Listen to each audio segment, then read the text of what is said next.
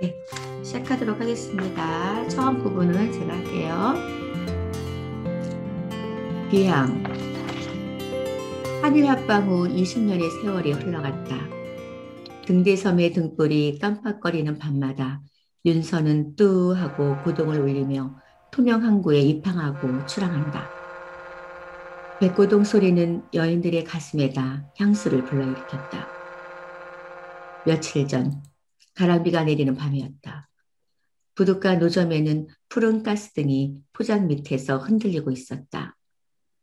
해진 지카타베를 신고 역시 낡아 빠진 나파호구를 입은 사나이가 항구에 내려선 일이 있었다. 35, 6세가 되었을까.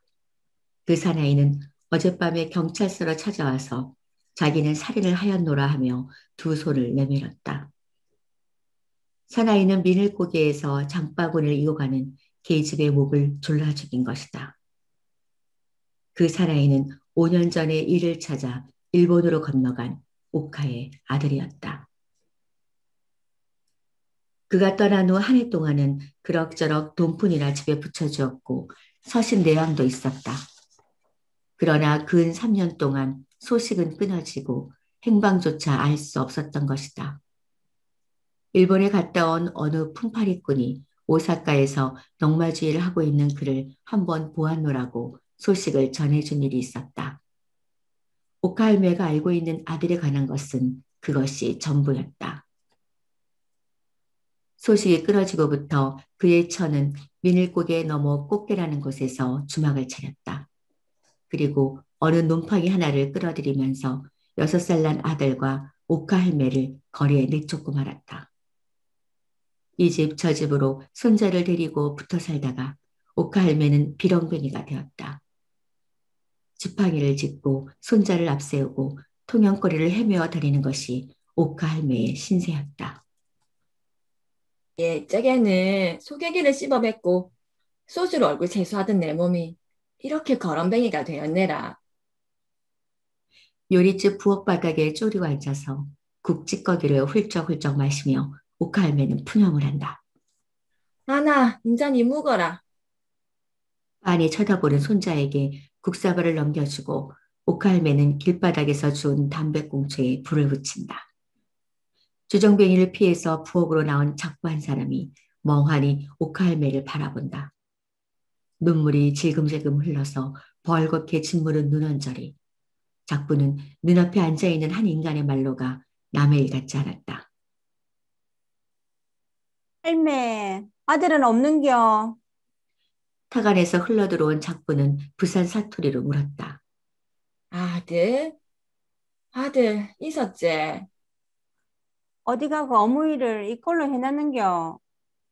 그 자식, 음, 그 자식은 죽었제, 죽어. 박부는 품속에서 지갑을 꺼내어 5전짜리 하나를 오카에게 준다.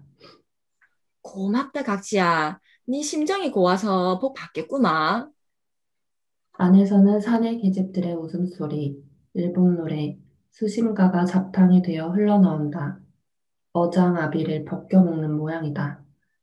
오카할매는 실밥이 뜯어진 치마끈 사이에 5전짜리를 밀어넣고 꼭꼭 묶는다. 각시야, 제발 장량 잘해라. 자식도 소용없고 서방도 다 소용없네라. 우리네 같은 노방추는 돈이 제일이제. 한창 나이나 젊어서 늙고 병든 나를 위해서 돈을 모아야 한대. 옛날에 자식 앞세우고 길을 가면 배가 고파도 돈을 지니고 가면 배 안 고프도 안 가더나. 이팔 청춘이 잠깐이제.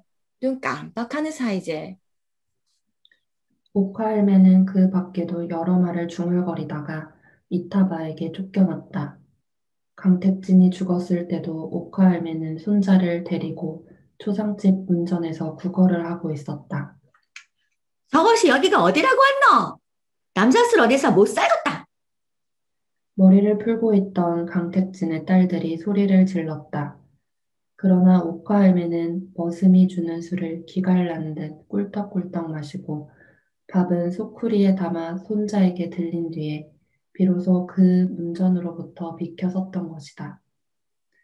아들이 돌아오기 얼마 전에 어디서 죽었는지 오카에메는 통영거리에서 그 자취를 감추었다. 손자만이 소쿠리를 들고 여전히 문정걸식을 하고 있었다. 일본에서 돌아온 사나이는 비렁뱅이가 된 아들을 찾았다. 그리고 초라한 뒷골목 개쪽집에 맡겨놓고 꽃게에서 주막을 차리고 있다는 여자에게로 갔다. 사나이는 지나간 일을 다 버리고 1년만 아이를 맡아서 길러달라고 애걸하였다. 그러나 여자는 당장에 너의 새끼는 네가 데려가라며 듣지 않았다.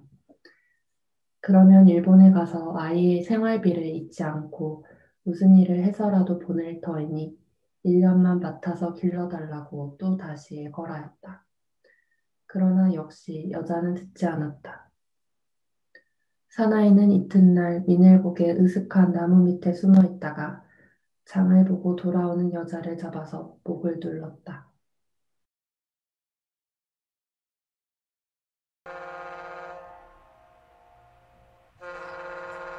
남방산 뒤편에서 부엉 백고동 소리가 들려온다.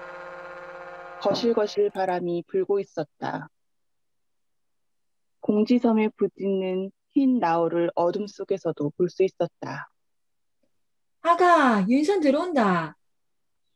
한실댁은 넷째 딸 용옥의 등을 두드리며 안도의 한숨을 내쉬었다. 노점 앞에 퍼질러 앉아서 담배를 피우고 있던 지게꾼들도 백고동 소리를 듣자 각기 일어서서 지게를 걸머쥐고 선창가로 달려간다.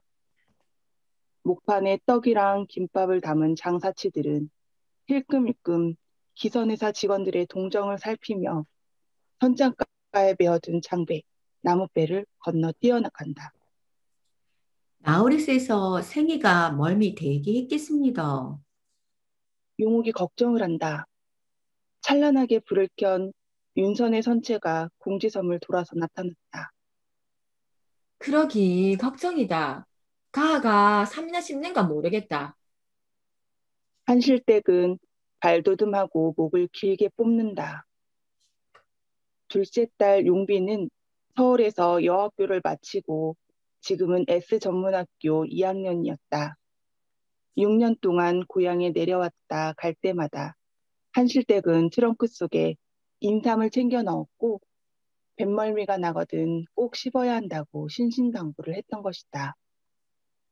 윤서는 항만에 들어서면서 표호하듯 다시 고동을 울렸다. 속력을 늦춘 배는 서서히 선창가로 몸을 붙이며 닷줄을 붓대 던졌다. 부둣가는 순식간에 고함 소리와 백고동 소리와 우왕좌왕하는 사람들의 무리로 혼잡을 일으켰다. 짐지소, 야!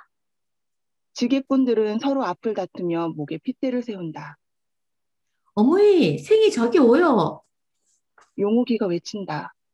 어디 오노? 검정 치마에 흰 모시적삽을 입은 용빈이 먼저 한실댁을 발견하고 배 위에서 빙그레 웃는다. 쪼끄른 흰 이빨이 청소하다. 아이고, 아가. 한실댁은 손을 흔들고 고함을 쳤다. 사방은 벌집 쑤셔놓은 듯 시끄러워 한실댁의 고함이 전해질 리 없다. 용빈이 배에서 내리자 용욱은 트렁크를 받아든다. 어머니, 많이 여있네요. 딸은 다정하게 어머니 어깨 위에 손을 얹는다. 용빈의 키는 한실댁 머리만큼 더 컸다. 목소리는 낮으나 좋은 음향이다. 내가 와이어빌 꺾고 네가 객지에서 고생이제. 멀미는 안 했나? 좀 삼을 먹지. 잊어버렸어요. 아도 참 대충스럽기는. 용빈은 용옥에게 얼굴을 돌리며 트렁크 무거울 거야. 나하고 같이 들자. 괜찮소, 안 먹었습니다. 용옥은 약간 가무스름한 용빈에 비하여 살결이 희다. 그러나 얼굴은 예쁘지 않았다. 입술이 투박하고 코가 길다. 눈썹은 짙으나 양미간이 좁아서 어딘지 고생상이다. 용빈은 21살, 용옥은 17살이다. 용옥은 용빈을 한없이 숭배하고 있었다. 그는 좀처럼 말을 하지 않는 성미였다. 어서 가자. 한실댁이 재촉할 것도 없이 용빈과 용옥은 걷고 있었다. 가스등이 흔들리는 노점 앞에 이르자 용빈은 잠시 발을 멈추었다. 싸구려 화장품이며 비누값, 혁대 등 주로 뱃사람, 섬사람들을 상대로 파는 잡화가 푸른 불빛 아래 동화에서처럼 신기롭게 보인다. 가스등만 보면 정말 통영에 온 것 같아. 참 다정스럽고 슬프고. 그러나 용빈의 얼굴은 조금도 슬프게 보이지 않았다. 생이는 가스등이 참 좋은가 봐요. 전에도 그런 말을 하던데. 그랬던가? 와, 서울에는 가스불이 없나? 한실댁은 훤칠한 딸을 이리저리 바라보며 묻는다. 서울에도 가스등은 있어요.